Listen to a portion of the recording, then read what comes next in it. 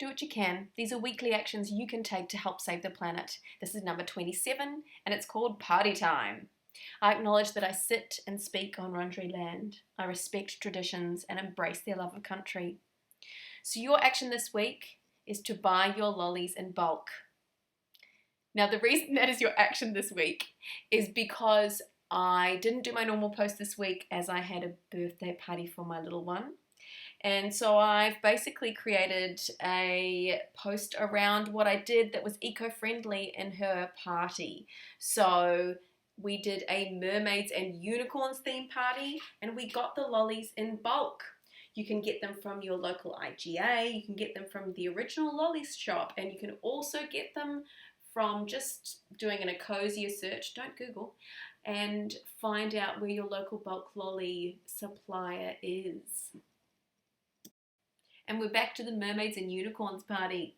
So I'm an avid op shopper and I found this delightful brand new foil 4 balloon in an op shop about a whole year ago. And I have kept it especially for this year. And it was a huge hit. It was put on people's heads, it was thrown about, and it was a delight. So the crepe paper is a similar thing. I got it probably a whole year ago and I used it to set up a photo booth station. So I strung it up on some string and I will wrap it up and reuse it again. I've also used crepe paper to make a lantern jellyfish, and I've also used crepe paper to enhance the underwater mermaid world I created under our DVD shelves. My super talented mother sewed these amazing bunting for my wedding and I used them again and again. Last time they were used was for a baby shower and now I wanted to spruce them up for the 4th birthday, and so I printed off on some recycled paper pictures of unicorns and mermaids thanks to Pinterest, and I'll put some links in the post just so that you can head to the amazing places that provided these and grab them too if you wanted. I got out the Christmas lights and as you can see, I also made toilet paper unicorns thanks to Pinterest and my wool collection. And obviously the Christmas lights have just jazzed everything up and made things a little bit more magical. So I've used the coloured lights and I've also used the plain white lights to make everything unicorn fabulous. So I've got 2 playstations for her. I've got the unicorn playstation where I've grabbed all her unicorn toys and things that I thought would be magical unicorn things. And then I've got the underwater world. So I put cloths on the floor, her blankets and things like that. And then I've just gotten all the toys that are a part of that world and popped them in there for her to play. The latest purchase was these plastic figurines.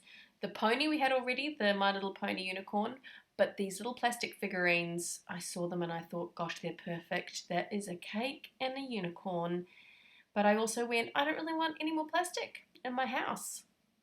And then I came back because I decided that was going to be how I decorated her cake, and that actually buying secondhand was the most sustainable way of me not killing myself trying to make something out of icing.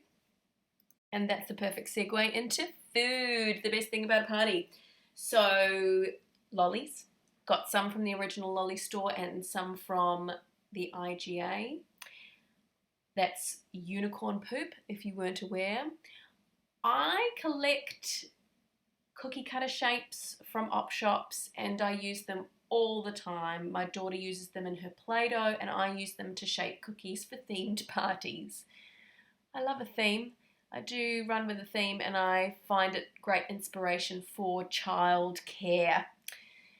I also collect a lot of molds. As you can see, there's some gem shapes, some heart shapes and some fish shapes there. And I used some plain yogurt because I like to balance out the unhealthy with the healthy. And I put some food dye in, made them lovely pastel unicorny kind of colours. And then I put yogurt into those different shapes so they had little ice blocks that were healthy.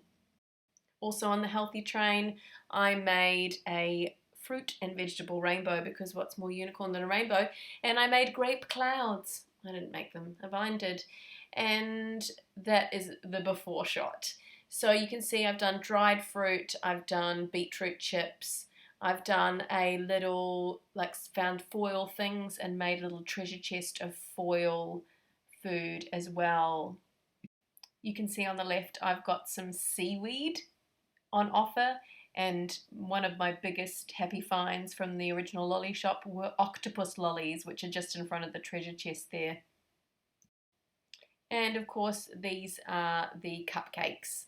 So I made banana cupcakes. I didn't use any paper cups, and I did a lemon cream cheese icing and used her toys and some op shop toys to decorate them.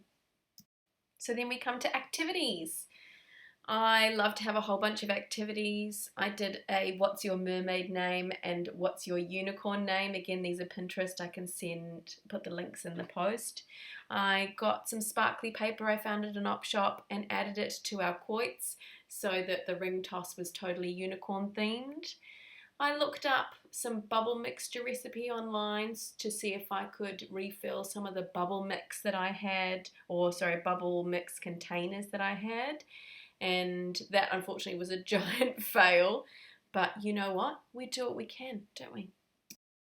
I'm always trying to find craft supplies at op shops, and that is how I blinged up this pin the horn on the unicorn that I drew and my daughter and I decorated.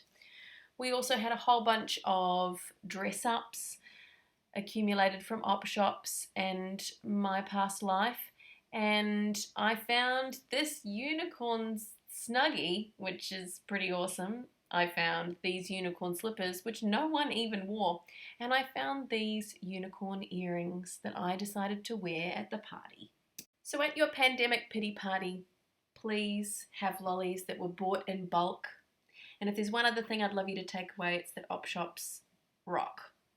You can find nearly anything you want there, and please donate anything that you think is still ownable, even though you don't want it in your house anymore. Thinking of all the people, especially when they have little ones whose birthdays are coming up in the 6-week lockdown period in Melbourne. Find a theme and run with it and have a great time. And remember to be kind to yourself. There's a lot of uneco-friendly options happening out there at the moment, but we've just got to do what we can, and we'll do all right.